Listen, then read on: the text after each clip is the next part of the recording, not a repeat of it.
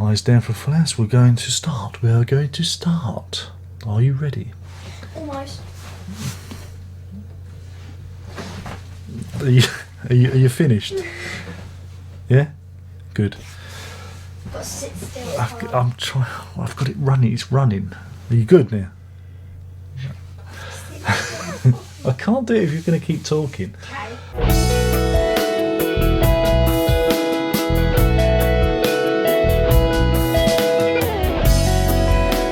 Hello, and welcome to episode 581 of That There Prog Review. And today we're talking about Then There Were Three. Beep. By Genesis. It was originally released, it was the 40th anniversary year, but it was released 31st of March 1978. Yeah, I forgot to do it. You know me. It's not, you know what I'm like. I'm Slack Alice. I'm a right old. I was going to go for the 80th anniversary. Oh dear.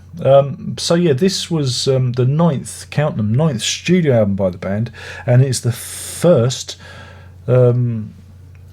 post-Hackett album.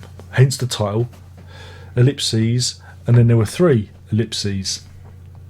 And again, the artwork is actually done by Hypnosis. Again, I've never been sure if this is a great album sleeve or not. I can't decide, because yeah, it's my people that brought you the Pink Floyd sleeves, and they did the Lamb, and I think even Wyndham Wuthering, and then there were three. But this one, this album sleeve, I don't know. It's meant to represent like a still bit of time. You're meant to kind of follow the thing into the car, and the car drives off. I don't know. I don't know if it works or not. So yeah, this is an interesting record for two reasons. One, Hackett's not there, but he left his effects pedals behind. Joke. And two, this is the band at their most transitory. They are between eras, between periods. And it's an album that I came to kind of late in my Genesis journey. And I don't know why. I think it was because it was always hard to get. Always hard to get. It was hard to buy. Back in the day, I remember there always being problems with distribution. I think there were some strikes and things. EMI had strikes on, so you couldn't get certain albums, and I know Virgin had a few issues. But this album, I could never find it in Woolworths or wherever, and I wasn't going to be travelling into London, so it would have been the local record stores, local record shops, and Woolworths and WH Smiths, and they never seemed to have a copy of this in. So I came to this late purely because I just didn't get around to getting hold of it. It was never available. When I did finally get a copy, I think this was the last Genesis album in the sequence.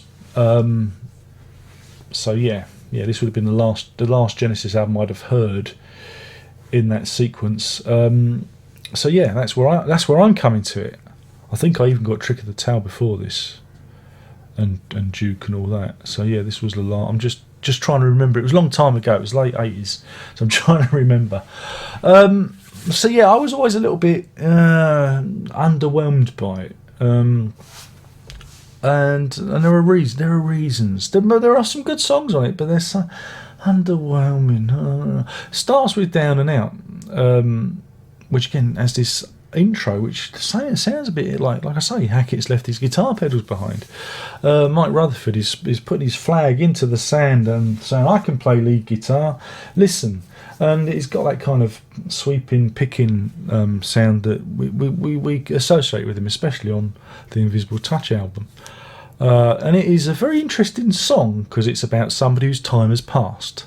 You know, you're part of the old guard, off you go. And I always thought it was almost like a pointed goodbye to Hackett, you know. Not that it probably is, but it kind of felt that, you know, they're saying goodbye to someone. Bye, you're on your own now. See ya. And there's a great lyric in it. He says, "If I can't, how the hell am I supposed to read the lyrics in that? That's tiny." But there is a lyric about I'll look in this one. I can actually read the lyrics in this one because look, they print them big. so us old farts can read them. It's this line: a more commercial view, a fresher face. And I think that kind of is the remit that the band are operating to. And so this is the album that they went commercial. This is the album that they deliberately thought, do you know what, let's sell some records. And they weren't wrong, were they? So it starts off with this, like I said, down and out. It's about big business. It's about somebody who's, you know, on their way out. You know, it's nothing personal. It's only business. You know, it's The Apprentice. It's Trump. You're fired. It's all those kind of things. But before business speak and business lingo was a real kind of thing. So yeah, an interesting track, and I quite like it. It's one of my favourites from the record. This then goes into Undertow, Tony Banks' track, which, it's a miserable old one. This one, it's a bit maudlin. It's about, what if it's the end of you've got one day left on Earth? What are you going to do with that time? And it's a bit miserable. It's got a nice melody, but you know, what would you do then? I wouldn't listen to this bloody song. I tell you, if it was my last day on Earth, yeah, wouldn't listen to that song. And then we have our first cowboy song, the Ballad of Big Jim. I don't know why they call it Ballad of Big. I should have just called it Ballad of Big Jim. Did somebody leave the Jim out of it? Again, it's about cowboys and cowboys dying with their boots on, and it doesn't sound particularly cowboy-ish, and the lyrics don't fit with the music. I mean, I don't get it. But they're cowboy crazy because there is another cowboy song coming along. So yeah, this one I'm not a big fan of. However, one of the real hits of the record is Snowbound, My Rutherford track, which is probably the single most horrific, dark, macabre song that Genesis ever recorded. And it's a simple conceit. It's somebody falling asleep in the snow, and you know, they fall asleep out and it starts snowing on them and they become a snowman, and the children play with them, but they're buried inside the snow, frozen solid, their life ebbing away from them. How dark is that? But it's set to this lovely jaunty children's kind of chorus, you know, nursery rhyme type appeal. So yes, it's a very, I like it because it's, you know, you got this kind of jaunty, there's a snowman, but it's real dark. It's you know, maybe it's like was it the end of The Shining, isn't it, where Jack Nicholson is frozen in the snow. It's it reminds me of that, and I really like it because it's a shame that they didn't have more songs like this. They're very deep. And then we have Burning Rope, and again, Burning Rope is an odd one because there's bits of it I like, but I think again it drags on a bit, and it's about, you know, trailblazing again, and you know, yeah, again it's got an interesting, like I say, an interesting melody line, but I just think it goes on a bit. We flip the record over if we listen to it on vinyl, and we have Deep in the Motherlode, another song about the Wild West. Yee hi, they are cowboy crazy. Watch out. They're rootin', tootin', shooting cowboys. It's about the gold rush. Go west, young man. Again,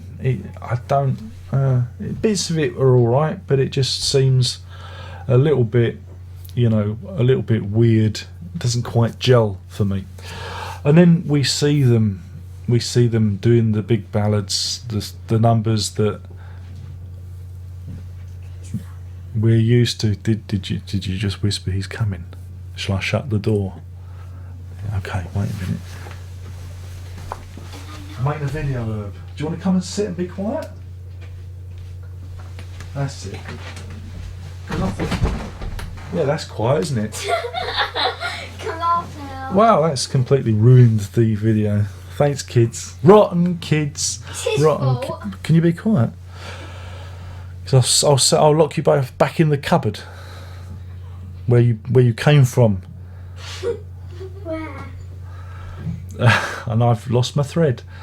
Many to Many, yes, a ballad. It's all right, you know. Yeah, I think that's the one that has the first reference to Mama in it. So who knows? They might have a hit record with that later on.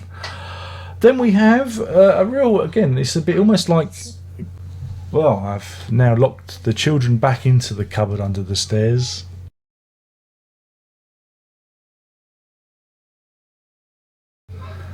and yeah, you can hear their voices. It's the school holidays. Never try and make videos in the school holidays. I thought Herbie would be enjoying the TV upstairs, but obviously he needed me. But we can edit that out. We'll edit all that out, and I'll make myself look good. Look like a good dad rather than a horrible dad who shuts his kids in the cupboard under the stairs. So yeah, Scenes from a Night Stream is almost, to me, it's like it's a companion piece to All in a Mouse's Night. It's got that kind of jauntiness to it. However, it's about the cartoon strip Little Nemo. There was a cartoon, King's Features cartoon from Nemo, The Adventures in Dreamland, I think it was what it was called. I'm doing this from memory, he said. I think it was a popular old cartoon in the cartoon strip in the newspapers, and I think it might have come from a book as well. It might be books. I don't know. I'm thinking, do your research, Darren. Never. And so we have like a little story about Little Nemo, and I quite enjoy this one because again it hurtles along. It's 3 minutes 30. Hurtles along at a cracking pace, and I like it. Not a big fan of Say It's Alright Joe, goes on a bit too much, but again, you're getting that framework for some of these other songs that come along. It's, again, you can hear Duke calling, and you can hear the ballads, those sad songs that they do on later albums. And then we have probably the most progressive or proggy song on the album, The Lady Lies, which is pure Brothers Grimm, moralistic fairy tale set to music, but it's really compressed. I mean, if they'd have done this song a few albums back, it'd have been, 15-20 minutes long, but they managed to squeeze into 6 minutes. But I enjoy it because it's the simple idea of who can escape what they desire. It's the failing of many a man and woman succumbing to temptation, even though we know it could do us some wrong. It's like I say, it's an old story told well, and I like it. I just think the lyrics are really cool, and even though the melody, lead melody line is a little bit hokey, I'll go with it because I actually think it's a fun lyric. And then the album rounds out and ends with the hit. The hit, Follow You, Follow Me. But again, it all starts with that Mike Rutherford guitar line, with a little bit of delay. And they got themselves a bona fide pop hit on their hands, and it showed that they had a commercial side to them that was just lurking beneath the surface. And again, it's hard to write a short, snappy pop song, but they managed to do it, and again, it holds up well, even though it's a little bit saccharine.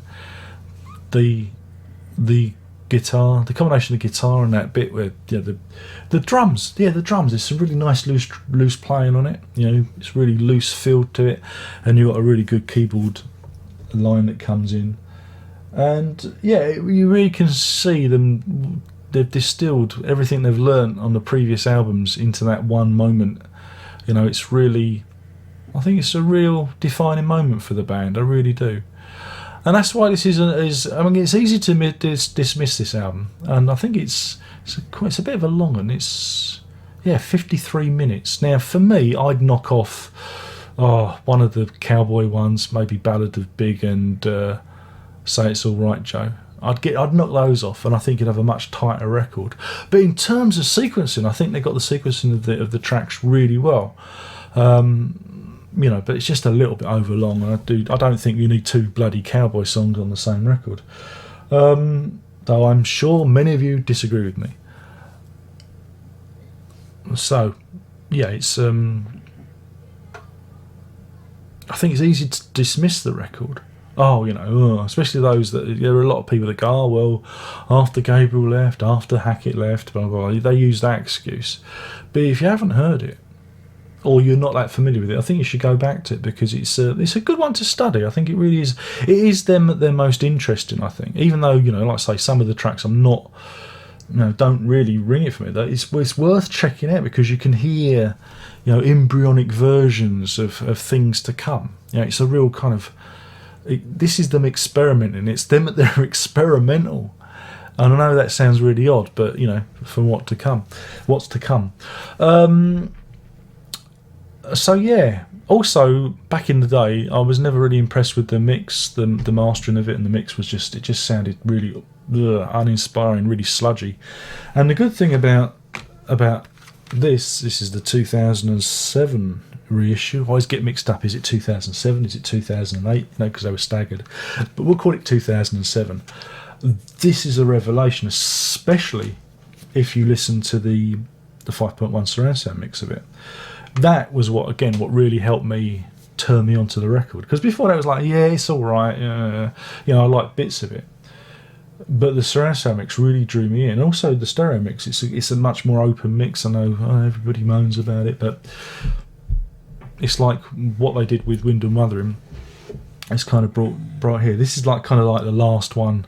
After this, you don't really need to worry about the remixes and the surround sound, because the albums after this are pretty well, even like from Duke onwards, are pretty well represented on CD and LP in terms of mix and mastering. But yeah, this really did turn me onto the record, and helped it leap up my esteem, the charts of my esteem, if there is such a thing. That's a bit of a clunky phrase, isn't it? Bit of a wobbly phraseology. So those rotten kids have put me off my game. So that's the thing. If you can track that down, it's an interesting to check out. Also on this, there's a great 3 Dates with Genesis documentary, which someone's probably already uploaded it onto YouTube, but it's good to see the band, coming to the height of their powers. They were selling out Nebworth, and really, they really had the world at their feet at that point. So yeah, in terms of a rating, I'm gonna give this one. Oh, you see, there's a part of me who wants to be full of goodwill and give it 1 score. And there's no. It's tricky. This would, if it had had the 2 tracks knocked off, it would have scored 4. But because it hasn't, and it's a bit long, and you don't need 2 cowboy songs. Just think they could have had The Day the Lights Went Out or Vancouver on it instead, which were B-sides. They're good B-sides, aren't they? They're really good B-sides. Again,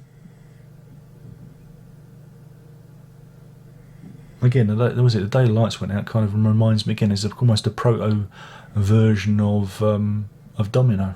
It's kind of got elements of that going on in it, isn't it? Disaster happens, reactions to the disaster.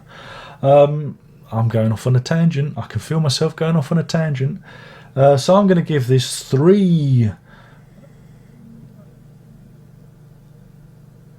burning ropes out of 5. That's 3 burning ropes out of 5, which I think we can all agree on.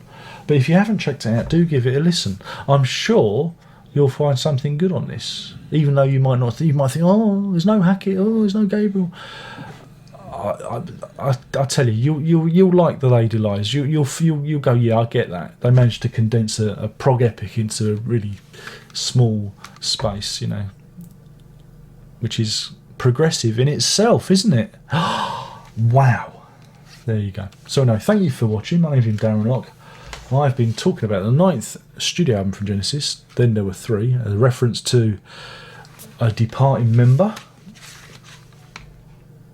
And that's that. I don't know. Have we got any more Genesis albums left other than that first one? I think we're coming. I think is that it? I don't know. Is that the last one? I'm not sure. I've been holding it off. I had someone complain about, why ain't it like the good old days on your channel? It's good. You've lost. Yeah. Well, until Genesis start making albums again, I'm kind of running out of material. All that classic stuff we've covered. We're kind of. Unless I start doing Van de Graaff Generator again, and but nobody wants to hear me talk about Van de Graaff Generator, or more Hackett, more Anthony Phillips. We'll stick with that. Yeah, we just do that. Anyway, I've prattled on enough. Thank you for watching. I will go and let the kids out of the cupboard now. I will unlock them, let them come out blinking into the light from the darkness. That's parenting for you. And we'll do this all again soon. There's only one more thing left to say, and that is prog on.